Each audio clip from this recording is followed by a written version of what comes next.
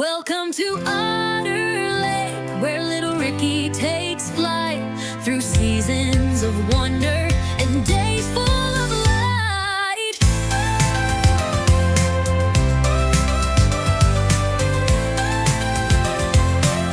Well, hello there. Happy day. Rick Goatsy again here. How are you all today? This is my new video blog that I'm creating. It's a video blog for my YouTube channel where I'm going to be doing little readings from my short stories to share with you to help entice sales of my books. If you are liking these little videos, please feel free to share them with your friends and family so that others can discover who I am. I am Richard Joseph Michael Goatsy, Little Ricky. Ricky, the author of Little Ricky, the Boy from Otter Lake, Little Ricky, the Lad from Otter Lake, Adolescent Adventures, and of course my new series, which is coming, more stories this year, is Little Ricky, the Young Man from Otter Lake.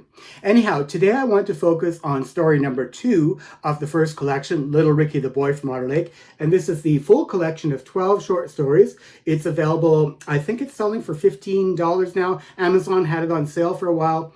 Printed copies, paperbacks, of course, are a little bit more expensive because we need to pay for the paper and, of course, the shipping. So printing and shipping cost. So that is why the paperbacks are always more expensive. But you can have most of my stories, most of my individual stories, for as low as $6 Canadian. Audiobooks are available on Kobo.com, and paperback and ebooks are available on Amazon.ca. The Canadian version, I'm Canadian, 100% Canadian, and my stories are on Amazon.ca, and you can have the ebook version for as low as $6 plus tax, of course, but the government always takes its taxes, right? Anyhow, today I want to focus on the second story from this collection, and it's called Wise Mothers and Forgiving Grandmothers.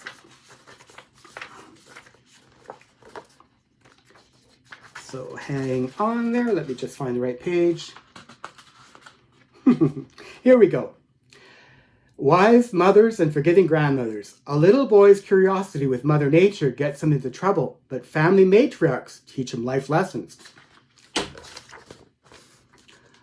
Little Ricky, Wise Mothers and Forgiving Grandmothers. So again, that was the collection, but the story is available individually. It's available individually as a paperback.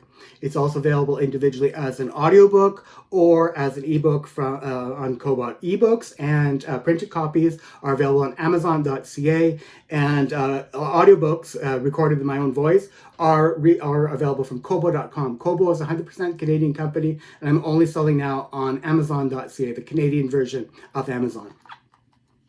So Little Ricky, Wise Mothers and Forgiving Grandmothers.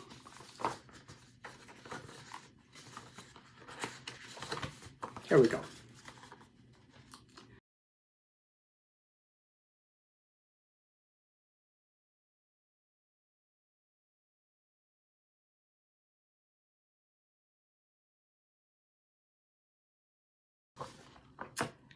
So here we go. Wise Mothers and Forgiving Grandmothers.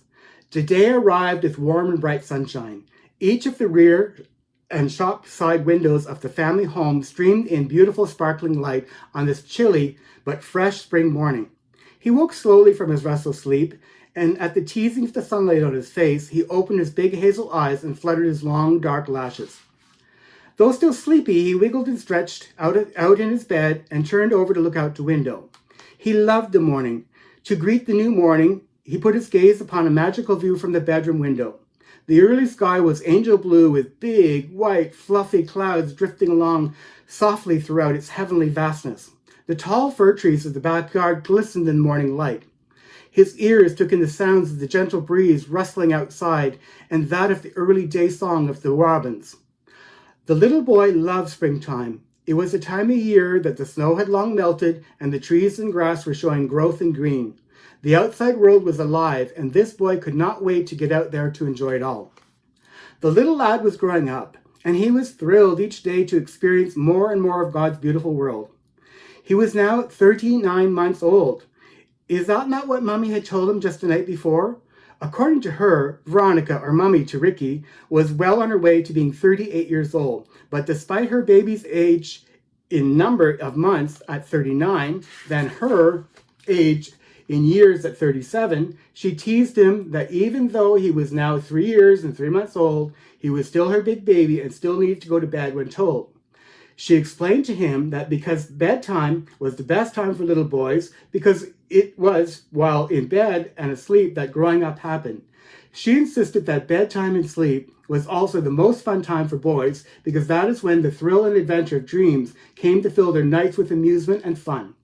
Ricky knew Mummy was correct because she was very smart. In his view, all parents were very smart, and he had intended to learn a lot from both Mummy and Daddy. The truth is, bedtime was not a big issue for little Ricky because he felt safe and secure in his snug bed and did enjoy the fun of his many dreams. The little fellow was indeed growing up. The youngest of 5 children, he now stood nearly 3 feet tall and had a healthy weight of just under 30 pounds. His rounded face was handsome. It featured dark, thick eyebrows, large hazel eyes that sparkled with golden flecks, long curled lashes, and a strong nose set between 2 chubby cheeks, each of which were completely covered heavily, sprinkled with freckles. His mouth was full and healthy rose-colored lips. His little chin stuck out slightly, which was a good thing because it reduced the size of his and girth of his chubby little neck. His frame was smaller than most boys his age, but he did not seem to lack strength or energy. Today he tumbled quickly out of bed with a thump. He swiftly tugged at the bed covers and gave them a yank. Surely, he thought, this would wake his older brother Bertie, for whom he shared one of the 2 double beds in the boys' room. The other bed was shared on the other side of the room by his middle brothers, Chris and Brian. With a quick glance towards their beds, he confirmed that both brothers were already awake and gone. He was sure they were already downstairs and helping with the breakfast.